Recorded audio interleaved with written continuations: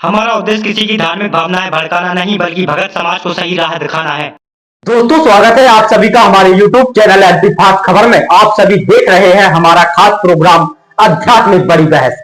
दोस्तों, यह आध्यात्मिक बड़ी बहस होने वाली है बहुत ही महत्वपूर्ण, क्योंकि इस आध्यात्मिक बड़ी बहस में आप सभी जानेंगे दो संतों के आध्यात्मिक विचारों से कि तुलसी की पूजा क्यों करते हैं, आखिरकार क्यों की जाती है तुलसी की पूजा। दोस्तों, आज हम इसी सवाल को विस्तार पूर्वक क्लियर करने के लिए आप सभी के समक्ष दो संतों के आध्यात्मिक विचार लेकर आए हैं। एक तरफ है श्री देवकीनंदन ठाकुर जी महाराज, तो दूसरी तरफ है संत रामपाल जी महाराज जी। आज हम इन दोनों संतों के आध्यात्मिक विचारों से यह जानने का प्रयास करेंगे कि तुलसी की पूजा क्यों की जाती है। तो चलिए दोस्तों, करते हैं वीडियो स्टार्ट और सबसे पहले जानते हैं विचार श्री देवकीनंदन ठाकुर जी महाराज जी के।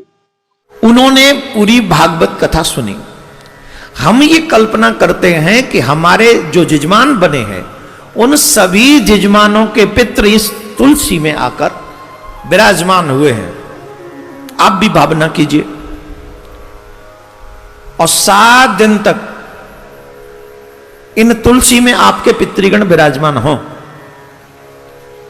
7वें दिन उनकी मुक्ति हो जाए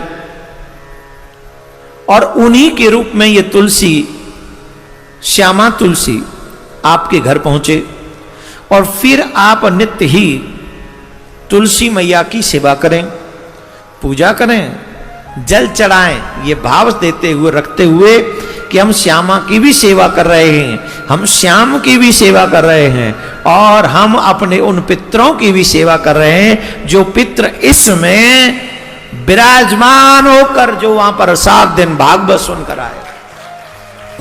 हमारे आंगनवा में तुलसी का बिरवा, हमारे आंगन में तुलसी का बिरवा है और जिनके घर में तुलसी का बिरवा होता है, हम आपको यही बता दें, जिनके घर में तुलसी होती है, यमराज के दूतों की हिम्मत नहीं कि वो घर में घुस जाएं घंटी बजा के।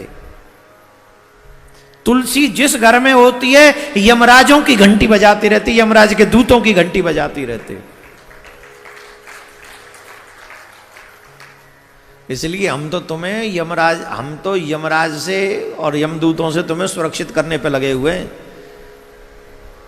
तुम मरोगे, मरने से हम नहीं बचा सकते तुम्हें, मरने से तो हम नहीं बचा सकते, पर अगर मेरी बात मानते चले गए, आई प्रॉमिस यू, तुम्हारी दुर्गति नहीं होने दूंगा, तुम्हारी दुर्गति नहीं होने दूंगा अगर आप मेरी बात मानते चले गए। और मेरी न मानो, तमाम हिलंदा मिल जाए उनकी मानो तो आई डोंट केयर, फिर मेरी कोई जिम्मेदारी नहीं। मैं उन्हीं की जिम्मेदारी लूंगा जो एक रास्ते के चलने वाले हैं, मैं उनकी गारंटी लेता हूं। मेरा आधार तो वही है ना, हम अपने आधार पे तो बोल नहीं रहे। आपकी दुर्गति नहीं होने देंगे, इसीलिए तुलसी की सेवा कंपलसरी है। आप अपने ये जो श्यामा तुलसी में आ रही है ना आपके यहां, जिन जिन के घर पहुंचेगी, भाग्यवान है वो।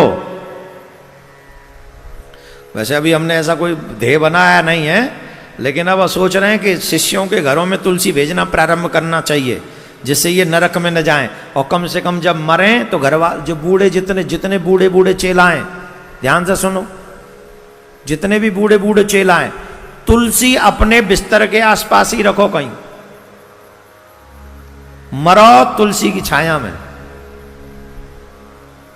इसीलिए कंठी पहना के रखता हूं।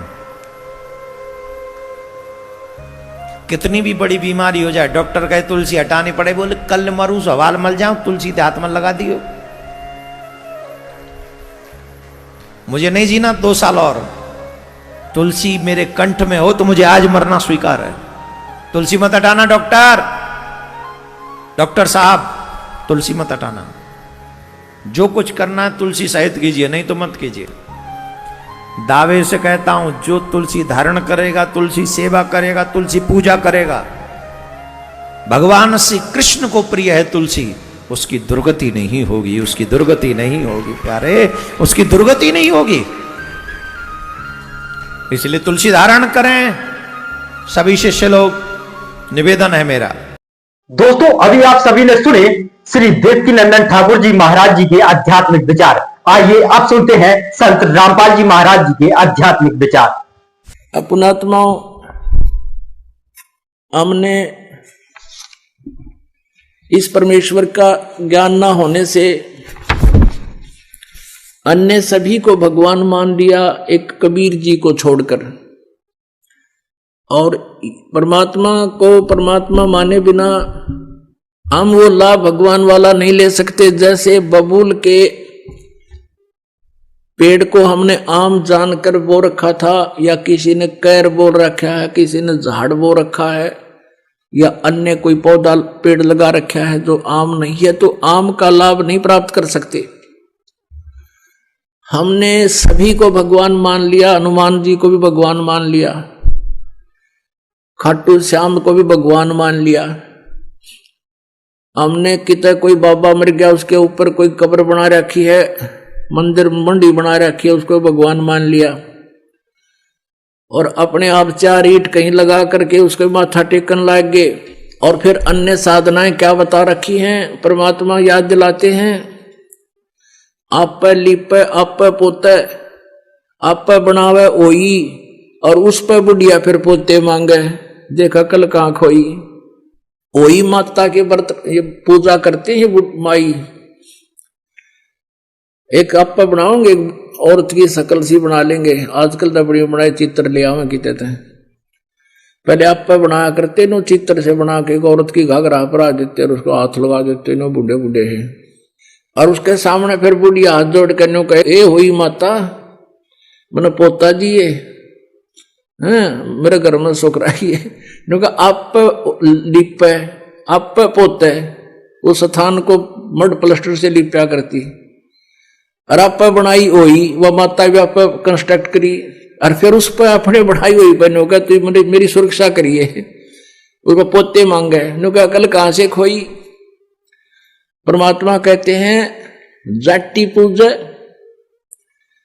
पीपल पूजे और सिर तुलसा के हो, और दूध पूत में खैर राखिए नो पूजू हो तो ओ तेरा गजब भैया नो के दंडी पूजे पीपल पूजे और तुलसी ने पूजे, और इसकी का आगे हाथ जोड़ के नो के मारे दूध और पूत की सुरक्षा करिए हो, या अपनी सुरक्षा तो कर लियो, ये पीपल और ये तुलसा इन बकरा खा जा। तो परमात्मा कहे हमने ये भी भगवान मान लिए, और भगवान को भगवान मानना नहीं है, तेरा गजब भैया। अब परमेश्वर कबीर जी हमें याद दिलाते हैं। अब जैसे कि आपको रात्रि के समय सत्संग सुनाया था, उसमें बताया था कि वो परमात्मा सतलोक से चलकर आता है, गति कर आता है, वो तीसरे लोक में रहता है, ऊपर मुक्ति धाम में, सतलोक में। एक तो ये काल का लोक है, 21 ब्रह्मांड का अक्षेत्र है, और इसको सरपुरुष भी कहते हैं, इसको ब्रह्म भी कहते हैं, जो श्री ब्रह्मा श्री विष्णु श्री शिव जी के पूज्य पिताजी है। और दूसरा लोक कहा जाता है सात संग ब्रह्मांड का क्षेत्र है, जो अक्षर पुरुष का है, पर ब्रह्म का है, जो गीता जी अध्याय नंबर 15 के श्लोक नंबर 16 में 2 सरपुरुष और अक्षर पुरुष 2 प्रभु बताए हैं। और 17वें में कहा कि उत्तम पुरुष है तो अन्य, वो वास्तव में श्रेष्ठ पुरुष यानी परमात्मा तो इन दोनों से कोई और है। तो वो उस तीसरे लोक में सतलोक में रहता है, वहां से गति करके बिजली जैसी गति से यानी सेकंड के अंदर यहां आ जाता है। नानक साहब जी कहते हैं नीच जात परदेसी मेरा, छन आवे छन जावे बे, कि 1 सेकंड में पृथ्वी पर 1 सेकंड में सतलोक में देखता हूं उसको। नीच जात जिसको तुम धानक कहते हो वो पूर्ण परमात्मा है, वो परदेसी। तो वहां से वो सचखंड से गति करके आता है, अपनी प्यारी आत्माओं को मिलते हैं और फिर उनको तत्व ज्ञान से परिचित कराते हैं। इसी अपनी महिमा के अनुसार अपने गुणों के आधार से जिसके विषय में सदग्रंथ बताते हैं, तो परमात्मा आदरणीय गरीबदास साहिब जी को मिले थे, गांव छुडानी जिला जज्जर हरियाणा के अंदर।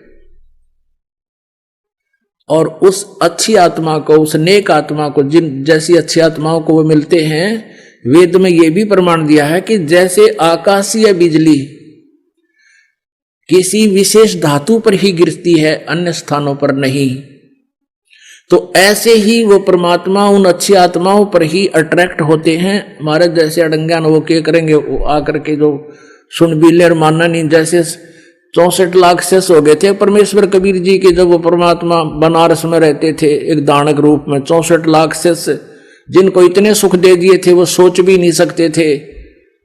इस मालिक की कृपा से उनको नाम जाप से इतना लाभ हुआ था। और फिर परमात्मा ने परीक्षा की थी कि भगवान को कैसे पहचाना इन्होंने, केवल सुखों से ही वो भगवान मान रहे हैं या कुछ मेरे से परिचित भी हैं। दोस्तों वीडियो अच्छा लगा हो तो वीडियो को लाइक कमेंट शेयर जरूर करें और वीडियो से संबंधित अपनी राय हमें कमेंट बॉक्स में जरूर दें। अगर आप सभी हमारे चैनल पर पहली बार आए हैं तो चैनल को सब्सक्राइब अवश्य कर लें। मिलते हैं ऐसे ही वीडियो के साथ नेक्स्ट वीडियो में, तब तक के लिए जय हिंद।